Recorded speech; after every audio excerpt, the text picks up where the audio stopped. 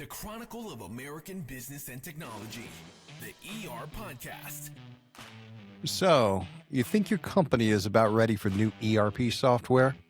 Replacing ERP is a huge job, not one companies do very often, and not something that's in the skill set of everybody's existing staff. Today, we're going to walk you through the steps, processes, and the methodology that top-performing companies use for ERP projects.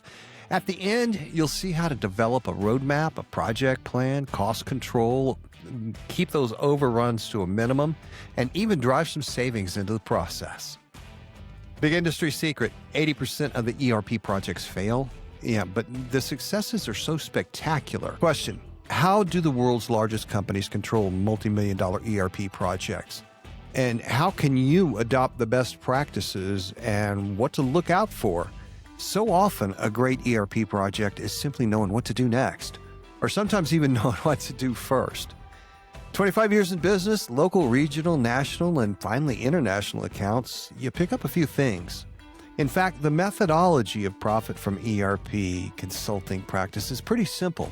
We observe what works, we try it again to prove it out, and again to prove it's repeatable, and then we measure the outcomes to determine profitability, and if that's something that works, we recommend it to our clients from then on. Keep listening, and we'll show you what it takes to not only get ready for ERP, but ready for profit from ERP. The story of how this episode got started. Okay, 90% of our business is referrals, right? We get calls from tech project recruiters saying, hey, we got this client. He's ready to go with the ERP project, and they could really use your help. They're really wanting to move forward. They're wanting to move forward fast. They're going to fast track it. So if you can be available early next week, at this point, I'm thinking, hey, it's already Wednesday. My schedule's full for the next 3 weeks. And then they come back and they say, you're really the only person for these guys. They really want you on the project. And so, okay, I spend the morning moving heaven and earth to clear things up, get a couple of days next week that open, and at least get things rolling. I send out the agreements for approval, and a day goes by. Nothing. And then Friday, still nothing. Got flights reserved, hotels booked. Everybody's too busy to take my calls. I'm not going to be flying anywhere without signed agreements. So we start standing down, all right? And then Monday, same Monday that I cleared all those paying clients from and was supposed to be on site with the fast-moving client, I hear back, and it's always that kind of sheepish voice. Well, the client said they decided to put it off for a while. Something came up. Okay, well, now I have a clear afternoon, which is good for my golf handicap, so I got that going for me. And when I finally do catch up, when Mr. Client start and stop some months later, they're going to say, yeah, we're ready to get serious. We've been looking at some software demos, and we've narrowed it down to 3. Any one of these, we're pretty sure. Any one of the 3 could do the job.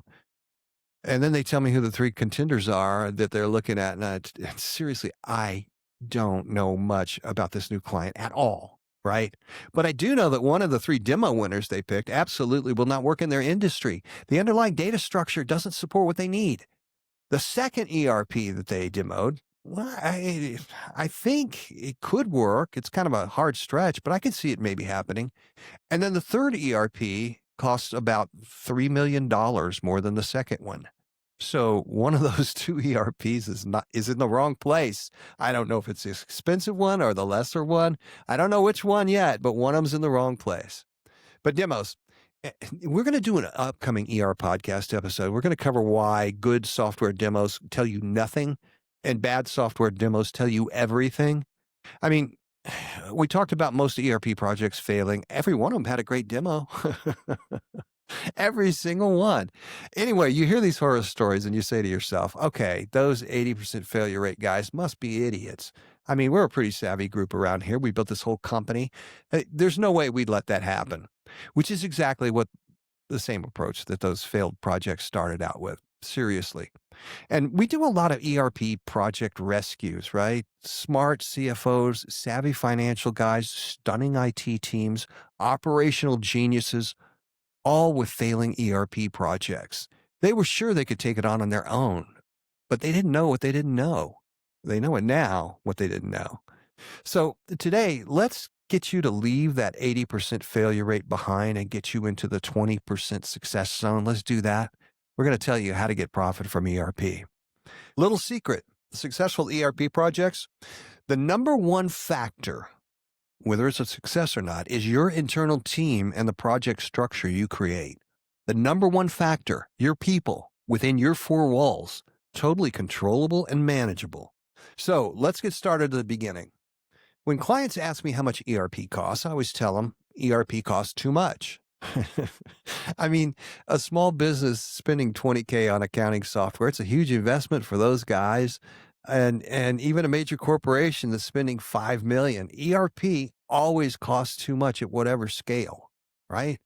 So if you want to do this right, if we're going to get anywhere, we kind of need to change the focus and not worry so much about the cost. I mean, we're not going to be foolish with money, but we want to quit focusing on the costs, and we want to start a return focus or a value focus, ROI, return on investment. Answer the question, what value does this project bring to our company? What new efficiencies can we project? What labor costs are going to be cut or labor cost avoided? Avoided hires, you're going 20% a year, you're going to need 20% more people unless you're increasing capacity of the staff you already have. Productivity growth, revenue opportunities, until you have a good idea of the returns and where those returns come from and a method to track your progress to those returns. All you're dealing with is cost and cost overruns, not a winning proposition. The slide we're looking at, Ulta CEO Linda Rendell got asked in an earnings call, hey, why are you guys spending $580 million on digital transformation? Digital transformation is the latest buzzword for massive ERP projects. Why are you spending $580 million? That's a cost question. And she had a return answer. Look at what she came back with. She says, we have owners. They've defined which departments are going to produce exactly which returns using the new software. And they even have somebody that owns that productivity who's going to be delivering it. And targets and goals. Now, somebody's accountable for delivering value to the company using the new software. And measurements and progress. They are moving forward with intent on the return. So she can define that they're on track to deliver that return. She even uses the phrase return focus. So now, if $580 million is the cost, I don't know what the actual returns they've developed. I don't know their internal works. But let's say $620 million is the return projected in 18 to 24 months. Do you want to work on a project that costs $580 million and hope to bring it in on budget?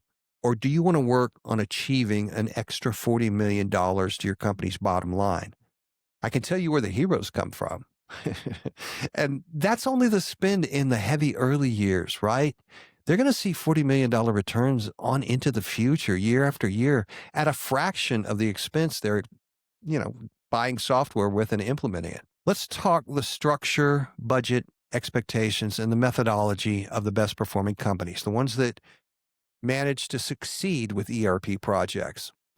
In a major international corporate company spending tens of millions of dollars on new ERP systems, they've probably spent the last 3 years with their on-staff ERP analysts going through every stage of every process in the company, finding redundancies, eliminating double entry, which, fun fact, did you know if you enter the same data 8 times, it's still called double entry the 8th time. But whatever you call it, you just paid 8 people to do the same thing, right? The final approval is some high-dollar VP or top manager, and that's a redundant labor cost that is never going to end. You read a study that when you interrupt somebody when they're working, it takes them 15 minutes to get back on task what they were doing. So you want your VPs interrupted to sign off on these purchase orders all day long? That's a redundant labor cost. It's never going to end unless you change the business process. ERP analysts walk through each workflow, order to cash, purchase to pay, manufacturing, supply chain, whatever it is that company does, front to back, A to Z, beginning to end. And they're simultaneously researching the available ERP vendors to see who's cutting edge and who's just cutting corners. Budget analysts and software architects are designing new data flows. AI specialists are looking for whatever AI is going to have for an advantage. The ERP analysts are coming up with cost estimates and, more importantly, cost revenue models. If we make the sales order entry streamlined, and what's the labor impact? We've got 800 global salespeople. If we save 10 minutes an order times 30 orders a week times 800 salespeople, it begins to add up. And if we're projecting we're going to need 42 new FTEs, full-time employees in the finance department, what is the savings if we're able to automate AP and we only need 8 people instead of 42? That's a lot of salaries and desks and management. I mean, everything. Step by step through every single process in the company. Now, one thing you'll notice in the steps and stages slide, we don't actually list software demos. They're not that important, but they typically fall under like steps 5 and 6. What we have done is to develop our requirements and put together an initial cost revenue model is the very first thing that's going on. That's our first goal before we've even looked at software. And now we know what we're trying to accomplish, the scope of the return we're looking for, and that drives what even the ERP available choices. This tells us who to invite to the table. Inventory management might be critical to your company. Find an ERP built around inventory control.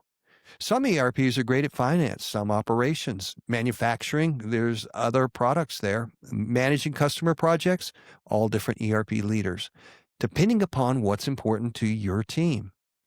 Initially, we're focused on pure planning and company analysis. We want to find out what our goals are, see if we can develop a proof of concept demo process around getting to those goals. Make them show us our process instead of what's flashy about your ERP product. I mean, flashy's great, latest technology, we all love it, right? But walk our processes through your boring parts of the software from beginning to end and prove the concept out to us. And all this sounds fine, you say, but it's all started with those in-house ERP analysts and system architects that our $200 million company just doesn't have. We just don't have those kind of resources on staff. Couple of things. Number one, we know that. Those are the skill sets Profit from ERP brings to our clients. Staff augmentation during the selection and implementation process. It leads to our value proposition. And while ERP analysts may be critical while you're doing an ERP project, you don't need them full-time after that, right? So even if you don't bring us in, you need to follow the steps we're going to talk about today. Follow them yourself with your internal team. And we're going to unveil a new methodology we've got to help you do this. But if you skip a step, pick any one of them, and we'll show you what happens. Clients tend to call it the time it came back to bite them in the butt, right? But skipping a step can be a big mistake. We'll have more horror stories in an upcoming ERPodcast. The current working title is What Happened to the Companies Without Profit from ERP? And we ran back across some clients that decided to go another direction and had to come in and save the day. But anyway, whether you free up some internal staff time or you bring our consultants in, we start with this initial project charter. And we're starting with what kind of company are you in the first place? What kind of project are you looking at? What type of ERP do you need? Sounds super obvious. You know what kind of company you are. However, the software companies, your partners in this whole project, they have no idea, right?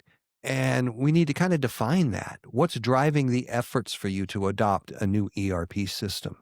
Did you just see that NetSuite Next AI presentation where you can ask your ERP verbal questions and say things like, what's my most profitable customer and product line and over what time? And have AI generate an answer in seconds with charts and reports and graphs? It does sound a little bit better than your current ERP, where answering new questions requires booking a report consultant to come in and write a new report. And man, I remember back in the mainframe days, you'd write a report, you'd wait through the queue to get it. Here comes that report. Finally, it's just like you asked for it, only it creates new questions. Back to the queue with you. Anyway, is that what's driving you? Or, whatever you say, then we begin to dig in, refine the planning, more detail, more clarity. Are you a low-cost leader with slim margins or a high-end luxury brand where customer focus is paramount? Are you an old-school manufacturer or are you one of those super high-tech shop floor automated process guys? What's odd is most companies don't really think about these things because they're too busy working to really think about the business. We need to define it. Most clients also start with a budget, working back from a number they've gotten comfortable with, whatever fit in last year's budget or something like that. And as we said, almost all ERP projects go over budget. The primary reason is the comfortable budget number really has no basis in reality. I mean, it's somebody pulled it out of a hat. Let's say that. Understanding realistic project budgets, we begin to see some of the true costs, and we discover ways that we can control some of those costs and determine how we're going to use affordable staff augmentation to drive down costs. You'll notice we added staff augmentation to this budget, doubled the project FTEs, added project controls and phases, and we only increased the bottom line by 7%. However, this is a more realistic number that we actually have some chance of achieving rather than some number we pulled out of a hat. The industry standard cost overrun is 186% of budget. 7%? That's a cakewalk. Requirements. We need to understand what we need today and what we'll want tomorrow. Every step, every department. We need to know every report that you need. What are the transaction volumes? Are we doing 1 billion invoices or just a few 100,000? And what is the full downstream effect of every ERP change? Schematics. Until you take the schematics and walk through your processes, your processes, you do them every day. Now, can you take this new software through every step in those processes? And here's something to understand. When you're looking at new software for the first time, they're flashing through a lot of screens and showing how easy it is to work and putting in something here and going there. You think you see things that you're not really seeing because we want to see what's going to be successful. We're pulling for them to show us something. We really need to see our processes going so we can go, hey, wait a minute. You skipped the quality control step here or whatever it is. Both requirements and schematics let us ask what we're doing and, more importantly, why we're doing it this way. And with most new ERP platforms, we can take those manual redundancies away because we can rely on the technological fail-safe processes in the system. Or can we? That's another thing to be vetted out. And then we get to the cost revenue model. Okay, this is the secret sauce that makes profit from ERP so tasty, conceptually speaking. Working from discovery done in requirements and schematics, we cost out the time, materials, and labor needed for your processes today. And then we measure the cost savings, the new efficiencies, productivities, and the processes when they're going to change. We look at revenue enhancements, cutting customer churn, projecting new marketing and e-commerce options, increasing sales ratios. What we're doing is we're taking the ROI return on investment that we've seen in past clients using the same software, exactly how they did it, how much they saved, and how soon. We're projecting that in your situation. This allows us to create that return focus for the project, but also to determine which ERP is going to be the best fit. Some ERP programs have great financials, but poor inventory. We talked about that. Or they may have great inventory if you're a donut shop, but horrible inventory if you're a variable yield inventory like, say, seafood or produce. Understanding that with the new ERP, which one of your specific efficiencies we're going after, which one's worth like $10K a year, and which efforts are worth $10 million a year, that's going to help us prioritize which ERP products work best for you. This also starts to set the goals, helps us create dashboards to track progress, measure growth enhancements, and use digital tools to drive efficiencies. And remember, we're not even at the demo stage yet. We've not spent $1 in software, but now we have some kind of idea of the return focus that we're dealing with. Now we have our evaluation objectives. We know what we're going to look for. We can see the ERP problems anticipated from past similar situations. And we can now start to plan out the selection timeline with some specificity. All this planning we're doing in selection helps us make better decisions up front. But it's also step one of the software implementation process. The consultants that are going to help you install, configure, and implement the ERP, this is what they do their first 1 to 3 weeks on the job. Seen it over and over again, over 400 times, right? Only we're going to do it with staff augmentation early on in the process where we can use this data too. And instead of software consultants, they bill out at 250, 275 an hour. Instead of software consultants, we're doing it with guys at a blended rate much, much less than that. And we're using AI in all our discussions and meetings to track elements, just like each one of these factors. Every element recorded, we record every issue and track the status until we've completed these things. There's sometimes over 1,000 of these different little things. It can be something very simple. Can we take the scrap that's produced and put it back in an inventory? It seems like a little thing, but it goes against the process of most ERP systems where they're looking for a purchase order, receiving it at the back dock, put it in inventory, and then taking it out, and that's all they really do. But this allows us to record that, look at it, have them show it to us, and figure out a way we're going to do it. Track every project goal throughout this process. We're also following a communications cadence. What's being reported to whom, how frequently, and who's involved. And by following these tight reporting guidelines and tracking billing to the project plan, we're managing to come in on time, on budget from day one. This slide is probably 10 years old, but it shows many of the partners and projects, some names you'll recognize, and ERP vendors we deal with on a regular basis. Not to say we wouldn't take on a new potential ERP vendor if it was the right fit. It would simply be a little bit more work to vet them, as we've done dozens of times with these groups. And this is where we end up. We worked this up from a recent client. You can see the solo cost. That's the price you'd start out with for your software services. The second line is the negotiated cost. That's where we get you with a combination of known software discounts and replace some of the expensive outside consultants with moderately priced staff augmentation. The billable hours line is our fees, billed by the hour over the length of the project. The discount delta is the difference in the average client negotiated discount versus our negotiated discount. We're like a volume recommendation firm to all the software companies. In almost all cases, our discount delta exceeds the billable hours. We pay for ourselves right there up front. The avoided cost overrun, well, that's the average cost overrun for the industry and standard ERP projects. But that last line, that big one all the way over to the right, that's the return on your ERP, what the project will deliver. That's the return focus for 3 years. You can make it much bigger with a 5-year return, but then the cost becomes so minimal on the chart scale that you can't read the values of the other bars. Think about that for a second. That's what's really important. That's why you want to be return focused. So how do we engage on our client projects? At this time, fall 2025, as Profit from ERP Director, I handle initial planning and project formation, every client that we have. However, I'm still personally involved in the weekly status meetings and available on an as-needed basis at critical junctions. How we work. Advisory. As a boutique consulting firm, we can only get to so many projects at one time. We're developing a digitally delivered advisory level service whereby we provide training resources, forms, templates, workbooks for clients to perform their own work product during the ERP evaluation.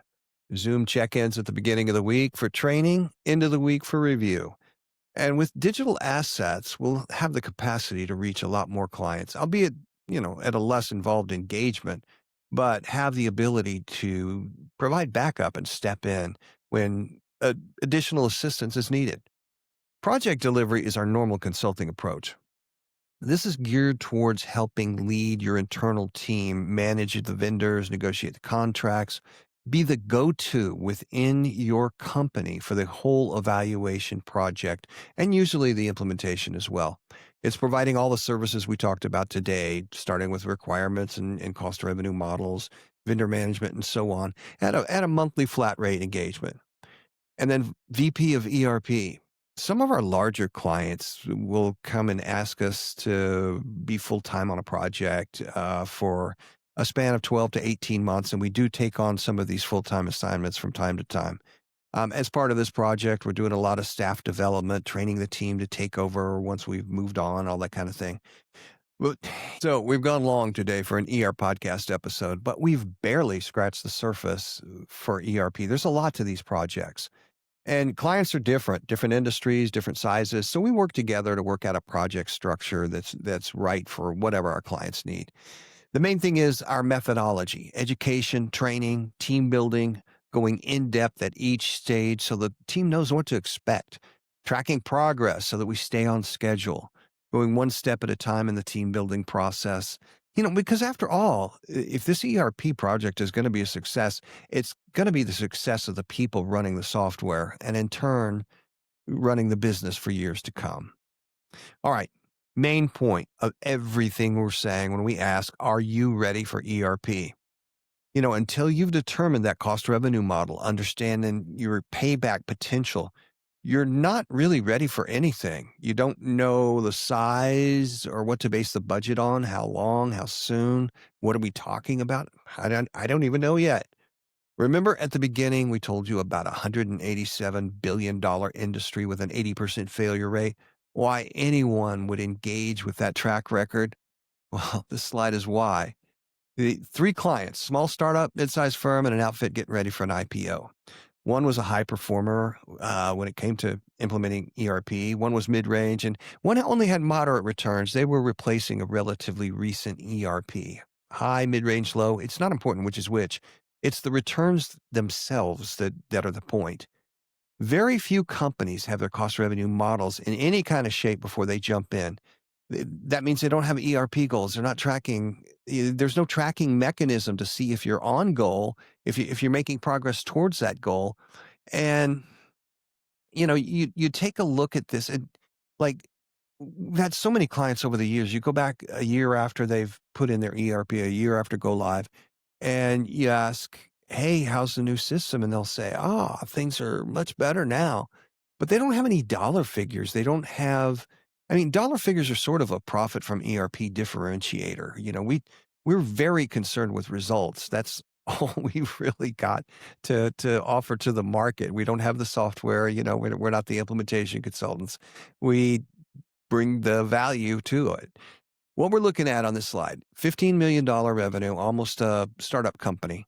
The second one was a mid-sized manufacturer at $125 million in revenues. And then there was a $350 million firm that was implementing ERP in advance of an IPO effort.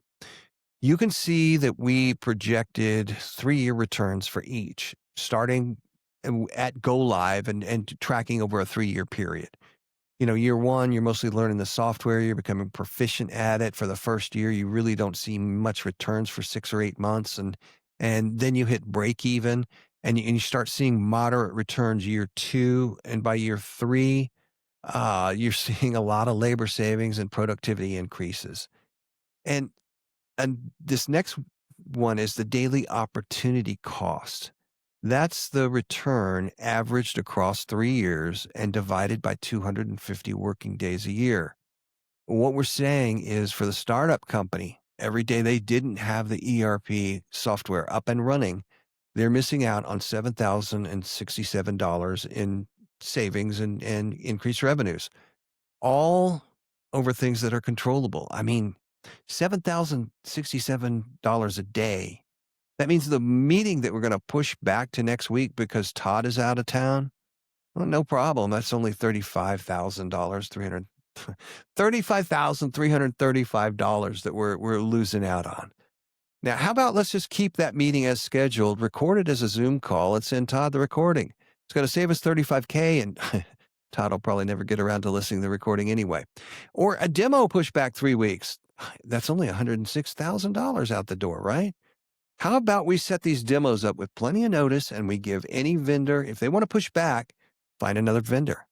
Seriously, we've gone into companies so often. We've set up a 5-month-long ERP evaluation project with a week set aside for 3 ERP vendors to come in and do their demos. And they start pushing back and rescheduling. They like to jockey. Some like to be the first. Some like to be the last presenter.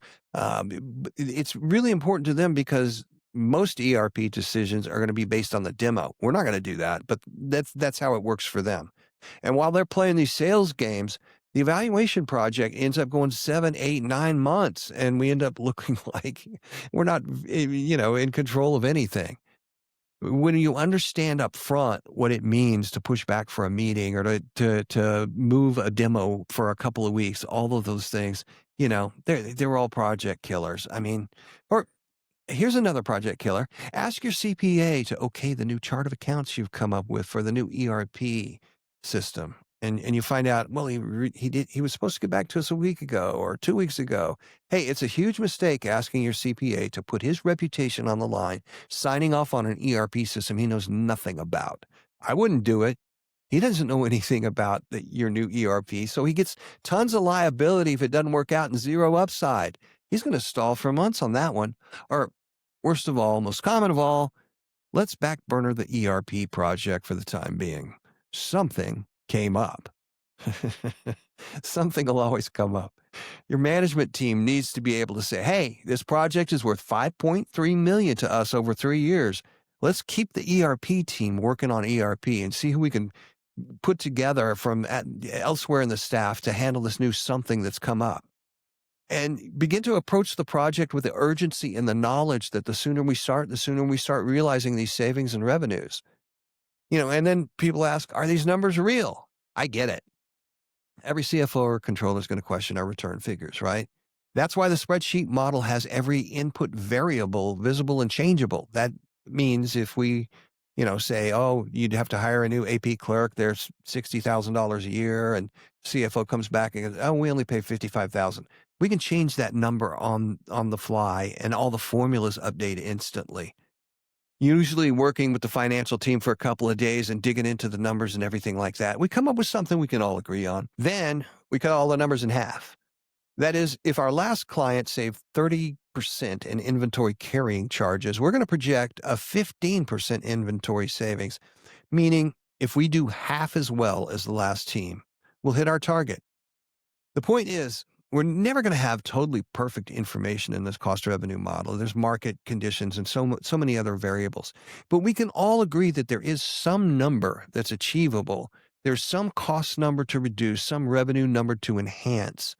And now we can have a more complete picture, a better decision-making basis to handle when something comes up. Should we put this off till we hire that new CFO? Well, it's going to take 6 weeks, cost us $216,000. I don't know. Or something's come up. We can't look at this till next year. Yeah, that'll cost us $2 million to wait till next year. I mean, and let's face it, something will always come up. You can't put your business in suspended animation while you do an ERP project. But you've got to have the urgency to get the project done and assign the people and the resources you need to pull this project off. Look, 3 quick stories, and we're going to wrap this up. That $15 million startup we talked about, we projected $5.3 million over a 3-year return period, okay? When we circled back, our numbers were off significantly, but significantly to the upside. Instead of $5.3 million, they'd grown by nearly $15 million. They doubled the company to over $30 million. And they were getting ready to sign paper on a merger to become a $60 million company. Another part of that same story, when we projected those returns, we got very detailed. We went into every department and took the savings to the penny, revenue enhancements on how they could close more business, all of these things. And so naturally we asked, hey, did you follow our original cost revenue model? And they kind of laughed at me. They said, no, but what it taught us once we understood it was how to use the ERP to drive returns, lower our labor costs, and accelerate revenues. We put our own plan together. And really, you need a plan that you can own and have it be your own plan. That mid-sized manufacturer, their cost revenue plan called for them to drive revenue with greater costing granularity and accuracy. They'd always known that they were profitable over every month, right? At the end of the month, they made money. Now, they had the ability to see which of the 350 jobs they worked on last month, which ones were actually profitable, which ones were barely breaking even, and which ones were the 5% that were actually losing money. They renegotiated, and some of their money-losing customers actually went elsewhere, but that was okay. The net was they ended up with additional manufacturing capacity that they could chase profitable business with instead of servicing those money-losing contracts. And this excess capacity meant that they could put off a $6 million plant expansion by 2 years. The savings in financing the cost, the cost of $6 million borrowed over 2 years, paid for the system twice over, right out of the gate. And then with higher average profit margins, that boosted the bottom line as well. And those money-losing clients that went elsewhere, now their competition is dealing with their most problematic former clients. Another win. Understanding these things up front completely changes the project from the cost focus to the return focus, and that's what we need to do. Remember back in the beginning when we talked about how much ERP costs and said it costs too much? Well, in this slide, the $435K is quite a bit, but look at the other side, the $1.65 million return. Now we have a different mindset, a different approach. And remember, this is just for 3 years. The ERP is planned for a 7 to 10 year service life, perhaps even longer. So here's our smooth sailing impression. Not that an ERP project doesn't have its rough moments. It's just that we're going to help steer you through the storm. If you're starting your ERP evaluation or trying to determine if a new ERP makes sense, or if any of a host of other ERP-related questions, we're still doing free hour-long initial meetings. You can book those through Calendly. As with everyone else, we're going to keep this Calendly up for the fall of 2025 unless someone actually books a few meetings here, so feel free. Or as always, an email to info@ProfitFromERP.com will eventually get to my desk, and you can always reach out by email or leave a message at 480-862-9292. So now, when you do get ready for ERP, you realize what needs to be done before we enter the demo cycle. You need to figure out how we can prioritize our plannings, what, who, how much we need to be planning. You can get your project off to a much better start, and you've got a better shot, much better shot, of becoming one of the 20% success stories in ERP. Last tidbit, old IBM saying, the 1-10-100 rule, still rings true. They used to say you could spend $1 in planning, or $10 to deal with it in implementation, or $100 to fix it after go live. The 1-10-100 rule. It's good to know when you get ready for ERP. And as always, our results are about getting that profit from ERP for you. I'm your host, Gene Hammonds, wishing you a profitable day today and a more profitable tomorrow. The ERPodcast, a production of Rolling Thunder Studios.